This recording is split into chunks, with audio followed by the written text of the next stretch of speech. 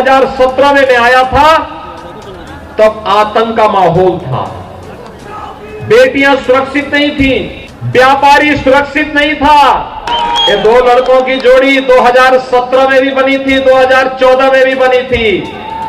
2017 में प्रदेश की जनता ने एक दिल्ली में रहने वाले और एक लखनऊ में रहने वाले दोनों जोड़ी को कहा था कि तुम जिस लायक हो ही नहीं भाई। याद करिए, मैं आपको याद दिलाने के लिए आया हूं। भाइयों बहनों, 2013 में जब मुजफ्फरनगर का दंगा हुआ था और सचिन और गौरव नाम के दो जाट युवकों की निर्मम हत्या हुई थी, लखनऊ वाला जो लड़का है ना, इस सत्ता में था और तब हत्या करवा रहा था, हत्यारों को प्रश्रय दे रहा था, दंगाइयों को लखनऊ में बुला करके उनका सम्मान कर रहा था। और भारतीय जनता पार्टी का कार्यकर्ता जो उन दंगाइयों के खिलाफ आलो आवाज उठा रहा था, उन भारतीय जनता पार्टी के कार्यकर्ताओं के खिलाफ, व्यापारियों के खिलाफ झूठे मुकदमे दर्ज करके उन्हें जेलों के अंदर बंद किया जा रहा था। और दिल्ली वाला लड़का तमाशा बना के तब भी कहता था, अरे दंगाइयों के खिलाफ ज्यादा कार्रवाई नहीं होनी चाहिए, उनका बचाव तब भी कर रहे थे।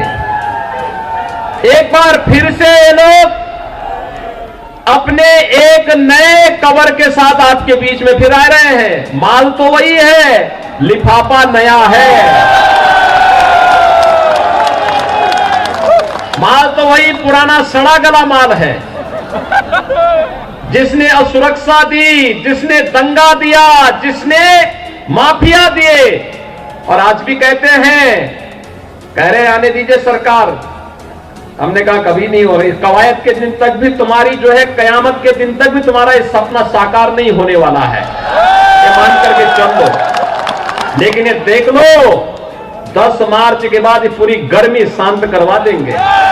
पहले दिन की ये बात नहीं है जिस तरीके से वो बात कर रहे हैं।